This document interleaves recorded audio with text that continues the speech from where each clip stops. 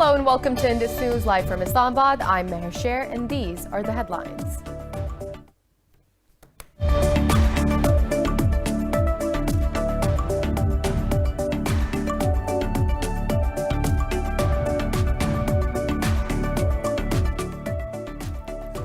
Azerbaijan says Armenian forces have launched fresh attacks on the Goranboy, Tartar, Aghdam and Akjabadi districts. The Azeri Defense Ministry said it shot down 2 Armenian Su-25 warplanes and destroyed 3 tanks in a retaliatory fire. It said it also destroyed Grad and Smerch missile launchers, an anti-aircraft missile system, a radar station and multiple cannons.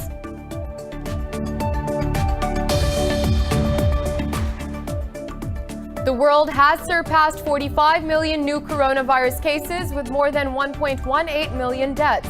The U.S. has reported record daily COVID-19 cases with more than 87,000 people testing positive overnight. The death toll in the country has exceeded 228,000, while the caseload is approaching 9 million. Meanwhile, India has recorded more than 48,000 daily coronavirus cases with over 8 million confirmed infections. In Pakistan, the virus has claimed 20 more lives, pushing the tally to 6,795.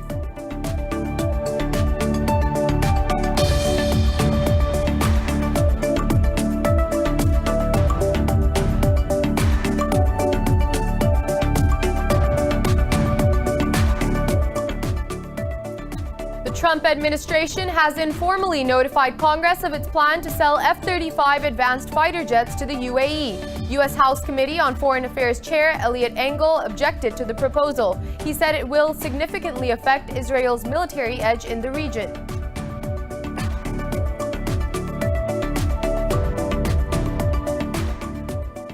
Muslims are celebrating the birthday of the Holy Prophet Muhammad, peace be upon him, with religious fervor and solemnity. In Pakistan, after special prayers in congregations overnight, the day started with a 31-gun salute in the federal capital and a 21-gun salute in provincial capitals.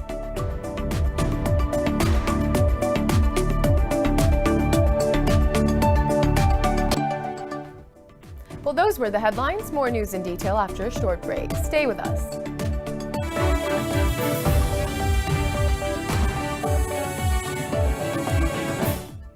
Welcome back, and now for the news in detail. Azerbaijan says Armenian forces have launched fresh attacks on the Goranboy, Tartar, Aghdam and Akjabadi districts. The Azeri Defense Ministry says it shot down 2 Armenian Su-25 warplanes and destroyed 3 tanks in retaliatory fire. It said it also destroyed Grad and Smerch missile launchers, an anti-aircraft missile system, a radar station and multiple cannons. The ministry said some Armenian soldiers were also killed in retaliatory fire. Baku said, unlike Armenia, Azerbaijan complies with the humanitarian ceasefire and only retaliates to the enemy's aggression. The Trump administration has informally notified Congress of its plan to sell F-35 jets to the UAE. House Committee on Foreign Affairs Chair Elliot Engel has objected to the proposal, saying it will affect Israel's military edge in the region. In a statement, Engel said the transfer of these weapons to one Arab state will generate demands from others in the region. He added this technology must be protected from U.S. adversaries like Russia and China, who are active in the Gulf. He questioned if it was wise to pay a price for Arab-Israel normalization with the infusion of advanced weapons. Earlier, Israel withdrew its objections against the planned F-35 sale to UAE after securing guarantees. Now, the U.S. has imposed sanctions on 8 entities over sale and purchase of Iranian petrochemical products. The Treasury Department said Iran uses the petroleum sector to fund destabilizing activities across the Middle East. It said the entities based in Iran, China, and Singapore engaged in transactions facilitated by Iranian firms. Treasury Secretary Steven Mnuchin said the U.S. will target any revenue source that Tehran uses to fund terrorist groups. The latest sanctions come less than a week before the U.S. presidential election on November 3rd. And moving on, Chinese and U.S. military chiefs have held talks on crisis communication this week amid tensions in the South China Sea. Beijing's Defense Ministry spokesman Wu Qian said Washington denied reports of a possible drone attack. He also quoted U.S. Defense Secretary Mark Esper as saying that Washington has no intention of creating a military crisis with Beijing. The spokesman said both militaries will further exchange views on maritime security before the end of the year. The recent exchange came as Esper toured Asia with Secretary of State Mike Pompeo. During the tour, both officials urged countries to cooperate with the U.S. to confront what they call security threats posed by China. However, Beijing has criticized Washington's position as a Cold War mentality. The global number of COVID-19 cases has crossed 45 million mark with over 1.18 million deaths. This comes as the U.S. reported record daily cases with more than 87,000 people testing positive overnight. Meanwhile, India has recorded more than 48,000 infections overnight, taking the caseload to over 8 million. More in the following report. In a complete reversal of recovery, the coronavirus is tormenting nations beyond hope as cases surge. A recently traced variant of the virus originating in Spain is being considered responsible for the devastating second wave in Europe. To fight the virus, European Union leaders have agreed to increase coordination on testing and vaccination strategies. Numbers of cases are rising, numbers of hospitalization are rising. Numbers of deaths are rising, not as fast, fortunately, because we understand better today how to treat COVID patients and how to deal with the disease. But the spread of the virus will overwhelm our healthcare systems if we do not act urgently. The number of confirmed cases in the United States is approaching the 9 million mark, with over 228,000 deaths. But President Donald Trump has ruled out any possibility of reimposing a nationwide lockdown. Mexico has the fourth highest COVID-19 death rate in the world, with its number of infections nearing 1 million. Lockdown restrictions have forced Mexicans to observe their traditional Day of the Dead earlier than the marked date. Different. It is going to be different because in my house we always go out, dress up and go to parties. And now it is not going to be possible, but it is temporary. Let's hope that next year it can be done. The only thing we can do is wait for the pandemic to end, for it to be over. Over in Asia, India remains the virus hotspot. 563 more people have died in India overnight, pushing the count to over 121,000. Mainland China reported 25 new COVID-19 cases, down from 47 a day earlier. Japan has eased travel curbs for China, Australia, South Korea, and 6 other countries and regions as Tokyo steps up efforts to revive its economy.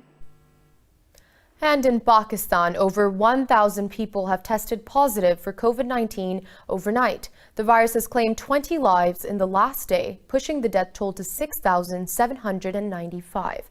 The health ministry says there are over 11,800 active coronavirus cases in the country.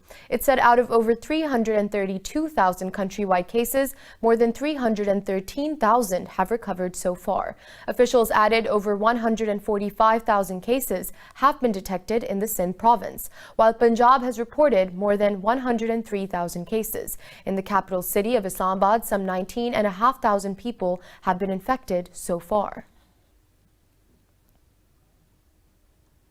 Moving on, Pakistan's envoy to the UN says new technologies are crucial in the fight against COVID-19 and climate change. Speaking at a virtual dialogue on technological and science-based solutions to the COVID-19 challenge, Munir Akram said it is technology that enabled the world to communicate during this crucial period of the pandemic.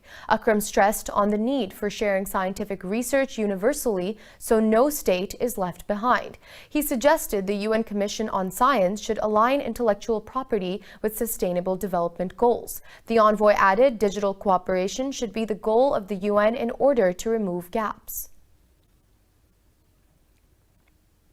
Now, India is fast losing its status as a democracy due to the crippling crackdown on media and civil society. In a report, Sweden-based research institute said India is one of the largest countries verging towards autocracy. The institute said press freedom in India is declining with increased slapping of sedition and defamation charges on journalists. Several international bodies have urged the Indian government to stop using sedition laws to silence the media. Meanwhile, Amnesty International has asked the Indian government to immediately halt its suppression of dissent in occupied Kashmir. Moving on, Britain's opposition Labour Party has suspended its former leader Jeremy Corbyn over his reaction to a report on anti-Semitism. The human rights watchdog held Labour responsible for discrimination during Corbyn's years in charge. Corbyn has said the problem of anti-Semitism within the party had been dramatically overstated, but the party said he was being suspended for a failure to retract his words. Corbyn reacted by calling the move political and promised to strongly contest it. Labour leader Keir Starmer has promised to implement the report's recommendation as soon as possible. The United Nations says at least 140 Europe-bound migrants have drowned off the coast of Senegal after their boat capsized. In a statement, the UN Migration Agency said it was the deadliest shipwreck recorded this year. The International Organization for Migration said the boat carrying 200 people sank after leaving the town of Mabour. It said the Senegalese and Spanish navies rescued some 60 people. The agency said migrant arrivals in the Canary Islands from West Africa have quadrupled this year. The surge has happened as other routes through Libya or Algeria are blocked off by tougher controls.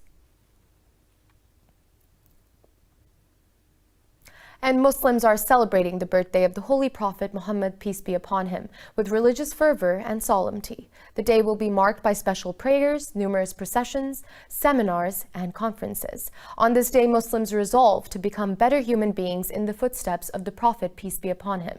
Congregations take place with religious leaders making speeches on his life and teachings. This year, due to the pandemic-imposed restrictions, the celebrations will happen virtually. In Pakistan, after special prayers and congregations overnight, the day started with a 31-gun salute in the federal capital and a 21-gun salute in provincial capitals. Streets, roads, shopping centers, and buildings have also been decorated beautifully. And more news in detail after a short break. Stay with us.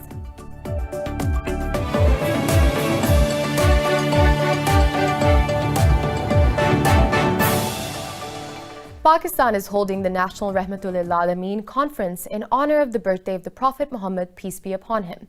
Let's go live to Islamabad, where President Arif Alvi is addressing the conference.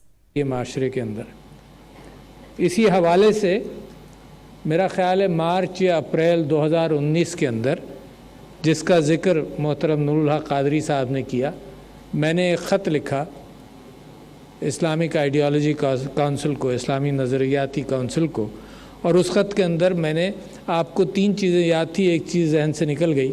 4 चीज़ों के हवाले से मैंने दरख्वास्त की थी कि मैं ये समझता हूँ कि मस्जिद मेंबर महराब एक ऐसा इदारा है इस्लाम का जिसके रोल के हवाले से मेरे नबी सल्लल्लाहु अलैहि वसल्लम के ज़माने में मरकज़ था हर चीज़ का। और जो मैं इसके बाद आपके सामने बात रखूँगा कि जब भी इसको इस अंदाज से आप सब लोगों ने इस्तेमाल किया तो अल्लाह ने बड़ी बरकत डाली। तो मैंने वो ख़त जो लिखा उसके अंदर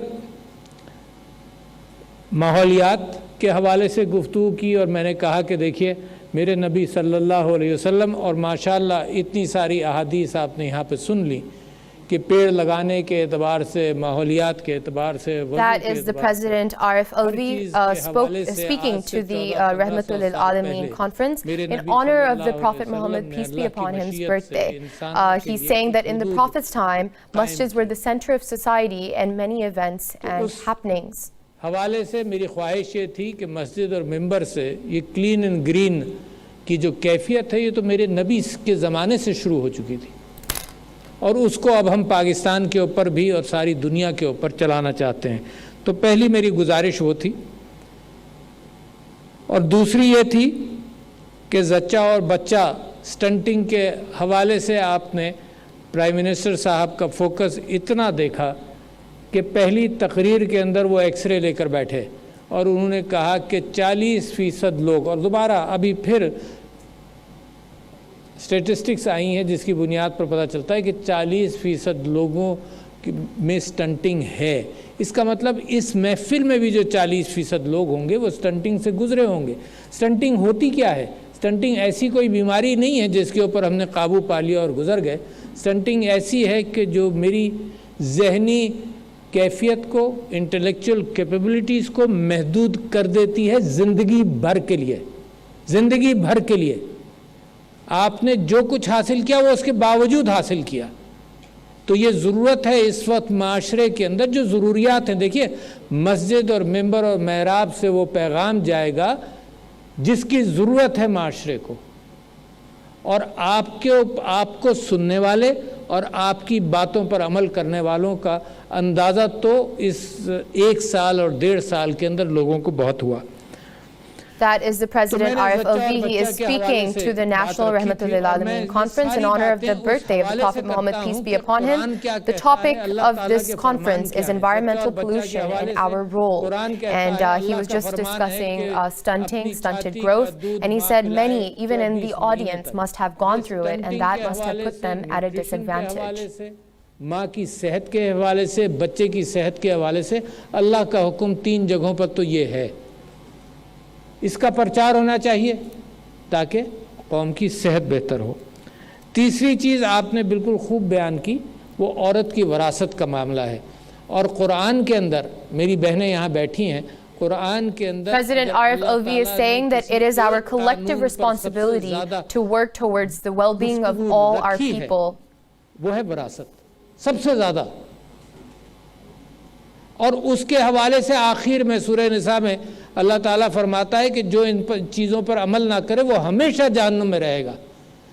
तो मेरे दोस्तों, उलमाए कराम, मस्जिद के इमाम, मेरा आपसे सवाल ये है कि अगर इस कौम के अंदर इस बात का इम्कान है और आप वाकिफ़ हैं कि विरासत का ख्याल नहीं रखा जाता, तो कैसे आप इसको बर्दाश्त कर सकते हैं? इसका आपके ऊपर भी फ़र्ज़ है कि अल्लाह के पैगाम को लोगों के अंदर आम किया जाए। ये जो मगरिबी इस्तिलाहात हैं, एम्पावरमेंट ऑफ वुमेन, उससे कहीं ज़्यादा एम्पावरमेंट इस बात के अंदर है कि उसको विरासत अगर मिल जाए तो वो एम्पावर होती है औरत माशरे के अंदर, जो अल्लाह ने कहा है, उससे ज़्यादा नहीं, वो बहुत है। और अल्लाह President Arif Alvi is saying that women need to be empowered in society so that they can play their part in the well-being of society. कि मैंने ये कहा था कि बहुत सारी बीमारियां कम्युनिकेबल डिजीज़ कहलाती हैं, उसमें डिसेंट्री है, उसमें कॉलरा है। उसके लिए समझा ये जाता है कि हाथ धोने से ये बीमारियां फैलती नहीं हैं, जो मुझसे आपको लगेंगी, हाथ धोने से। तो मेरे नबी सल्लल्लाहु अलैहि वसल्लम हर वज़ू के अंदर हाथ धोते थे, जाहिर है हम और आप भी धोते हैं। तो मैंने ये कहा था कि इसका प्रचार ज़्यादा किया जाए, ये तहारत बेइंतहा ज़रूरी है। और अब उसी तहारत के अंदर कम्युनिकेबल डिजीज़ के हवाले से जब मैंने हाथ धोने की बात की थी, तो उसी तहारत के अंदर ये बात भी आ गई कि ये कोविड का जो आपने मुकाबला किया वो 3 तरीक़ों से किया, जिसमें से 2 तो डायरेक्ट लिंकेज है। हाथ धोना, मेरे नबी का हुक्म है हाथ धोना, उसका डायरेक्ट लिंकेज है। और ये mask That was the President Arif Alvi speaking to the National Rahmatullahi Alameen Conference in honor of the Prophet, peace be upon him's birthday. He was saying that masjids in the Prophet's time were the center of community and social gathering. He also said that it is our collective and God-given responsibility to work towards social well-being for all. In addition, he stated that women need to be empowered in order to fulfill their role in the betterment of society. The topic of this conference today is environmental pollution and our role. And now moving on to the news in more detail. In New York, strong winds caused a crane to spin, making debris fall from a skyscraper in Manhattan. New York Fire Department says there's still some debris precariously hanging from the building. In a statement, the FDNY said no one was injured in the incident. It said rescuers found a tower crane with a cable hanging from the boom that was a little lower than it should have been. It said the crane was secured, but but it added the operation to clear the debris is going to be a long one due to the wind and fog conditions. And in Brazil, a theater has opened a new outdoor space for drama lovers to attend productions despite the coronavirus pandemic. More in the following report. In the car park of the Arthur Azevedo Theatre, spectators sit in small plastic cabins to watch the play Bulletin Protocol by Bendita Troupe. Protocol is the first live performance to open with an audience in Sao Paulo since the COVID-19 outbreak. I am loving it. I was feeling an abstinence from art, music, everything. And when the theatre returned together with the museums, which we have now reopened, this is incredible. Even though the City Hall allowed all theatres to reopen earlier this month, less than 10 did so. The actors wear face masks and do not touch each other, interrupting their movements in the air just before touching their fellow actors. We are here not exactly proving anything, but showing a prototype, an example that it is possible to do theatre before the vaccine arrives, with all the safety protocols so that public feels safe and can access the theatre. The production is an adaptation of the 17th century play Bulletin, written by British playwright Ben Jonson, a contemporary of Shakespeare. Troupe's version refers to the new coronavirus pandemic. A Belgian chocolatier has been crowned the world's best pastry chef by a jury of independent reporters. This has enhanced Belgium's reputation as a producer of top-class chocolate. More in the following report. Pierre Marcolini, who has opened boutiques from Germany to China, won the award for Best Chocolatier in a competition organized by world pastry stars. Known for his minimalist style, Marcolini's chocolates have become luxury gifts, with some boxes selling for more than €100. Marcolini says he hopes chocolate could comfort people during the coronavirus pandemic. We are obviously in a gloomy period where people are confused due to complicated future prospects, hardships, and difficult communication. Therefore, I think the best thing you can do is end up at home with a bar of chocolate, a box of pralines, and a box of chocolates. It is comforting, it gives pleasure, and it brings happiness. Le côté réconfortant. Jury of the World Pastry Stars said the prize also took into account his commitment to the responsible sourcing of cocoa beans from Cuba, Ecuador, Venezuela, Madagascar, Cameroon, and Vietnam. From the start, and this is the little secret, Belgian chocolatiers crushed the beans to less than 25 micrometers, which allowed them to have a much finer, smoother, much more refined chocolate than the one that you could find in Europe. Even today, we still have this reputation of having chocolates with a certain delicacy and a certain aromatic note. Belgium boasts more than 200 chocolate firms, over 2,000 chocolate stores and museums, and workshops such as the Brussels Museum of Cocoa and Chocolate.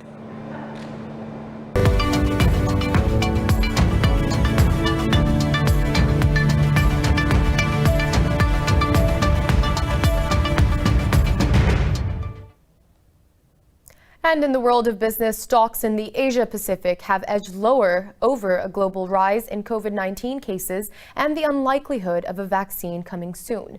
The Kospi in South Korea has tumbled over 1.5%, while Hong Kong's Hang Seng Index dropped over 1%. Mainland Chinese stocks have slipped, with both Shanghai Composite and the Shenzhen Component declining marginally. In Japan, the Nikkei 225 and the Topix Index have shed more than 1.5%. Over in Australia, ASX 200 has shed over 0.5%. Now, the European Commission says a deal on fisheries and state subsidies are the two critical issues in Brexit talks with Britain. In a news conference, President Ursula von der Leyen said the bloc is making good progress in talks, but she called for more headway on two important issues of level playing field and fisheries. The European Commission president said the bloc aims to build a fair system for both sides. This comes only a day after Britain said it will not back down on its demands over fisheries. London left the bloc on the 31st of January, but entered a transition period until the end of the year.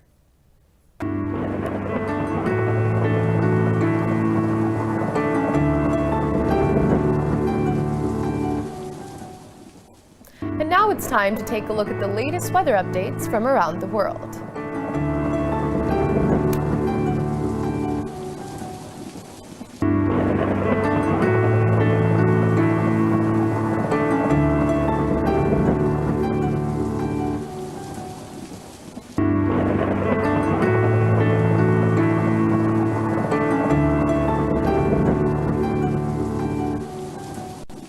For the latest updates, you can follow us on social media at indus.news.